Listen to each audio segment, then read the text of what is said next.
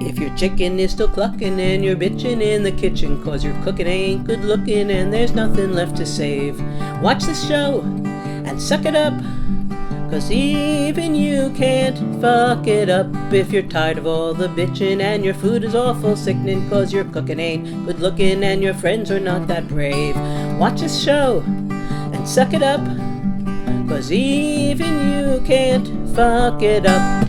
The warm cranberry compote. For this, what we're going to need is 3/4 of a cup of sugar. Use a measuring cup.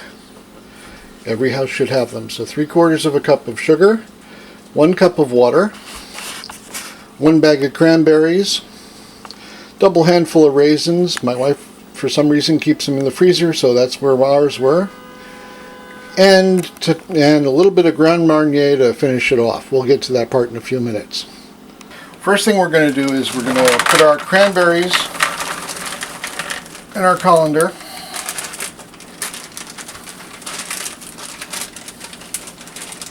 There's always one that doesn't want to come out of the bag. And we're going to look through, first see if there's any rotten ones, which there aren't. And then we're going to rinse them off, because once again, you never know who's been handling these things. And if you don't know where they've been, you don't want to eat them. Okay, leave them aside for a second. So now what we're going to do is we're going to put 1 cup of water into our pan. We're going to put 3/4 of a cup of sugar into our pan. We are going to throw a good double handful of raisins into our pan. It's about 1 cup, you guys. And we're going to turn the flame on. And we're going to leave it alone until it comes to a boil. Every once in a while at this point, you want to just give it a little bit of a stir. It helps the sugar evaporate. You should use a wooden spoon for this, because a wooden spoon is not going to react with anything chemically, and it's also not going to scratch the hell out of your pot. Now, when you get married, you should buy a whole set of wooden spoons. When you've been married about 13 years like we have, it starts to look like this, which is fine. It's not going to hurt anything, and it shows you know how to cook.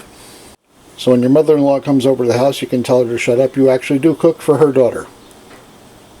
Okay, so now what's going on is our water is boiling, our raisins are plumping.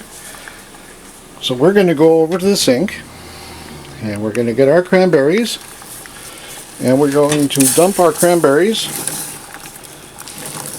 into the pot and hopefully get them all in at the same time. One of them tried to escape, and we're not going to let it. And now you're going to just keep stirring. Alright, so now they're starting to pop. I'm going to shut up so you can actually hear.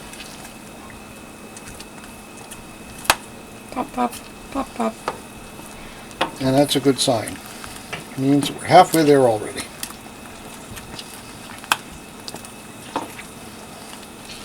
And you'll notice that the liquid is starting to get red, which is good.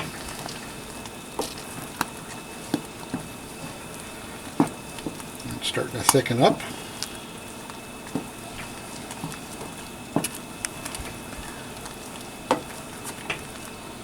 And just keep stirring, that's the key. You don't want to leave them standing alone. No specific way to do it, just whoop. Okay, and when it starts to really splatter, turn the stove down a little bit and keep going. And it'll start to get nice and foamy.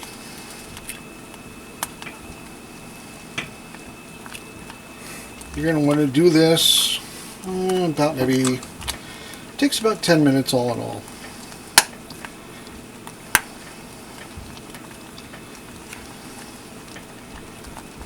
And you can see that just as I'm talking, it's actually thickening up. Let's starts to bubble like pudding or like oatmeal, which means you turn it down another notch. On a gas stove, this is about number 3. And you can see that it's actually bubbling pretty good, and you're going to have to clean your stove after this possibly, but that's okay. Right, honey? That's alright. I'll wash it. No, you won't. I will. You don't have to do anything. All you have to do is just eat and be treated like the queen you are. Thank you. You're welcome.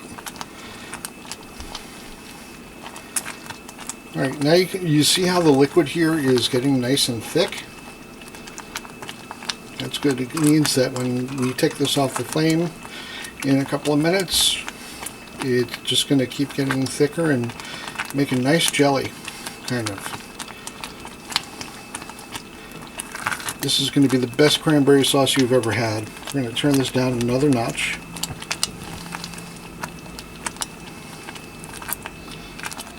And you can see now that all the cranberries have actually popped. And all the pectin from the cranberries is going into the liquid, and it's making it nice and thick. Pectin is what makes jelly jelly, and it's what makes this stuff nice and thick and nice. And now we're going to turn off our heat. And stir for another second. Pull back a minute, honey. Thank you. And we're going to go to our Grand Marnier. And we're going to take the cork out. Don't do this while the flame is on. There is alcohol in here and it could flare up. And we're going to go 1, 2. 2-second pour. And we're going to give this another stir.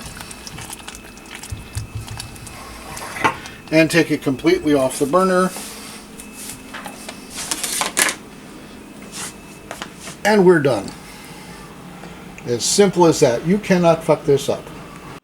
Okay, now you've seen how to make cranberry compote, and it's just that easy.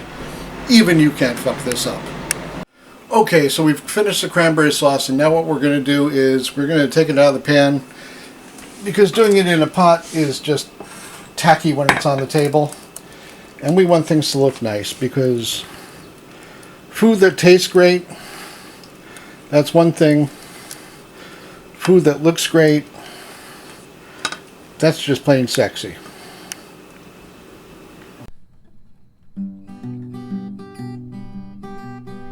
If your chicken is still clucking and you're bitching in the kitchen 'cause your cooking ain't good looking and there's nothing left to save, watch the show and suck it up, 'cause even you can't fuck it up. If your turkey tastes like oil and your water doesn't boil and you're sick of making bacon in the microwave, watch the show and suck it up, 'cause even you can't fuck it up. If you're tired of all the bitching and your food is awful sickening 'cause your cooking ain't good looking and your friends are not that brave, watch the show and suck it up, 'cause even you can't fuck it up.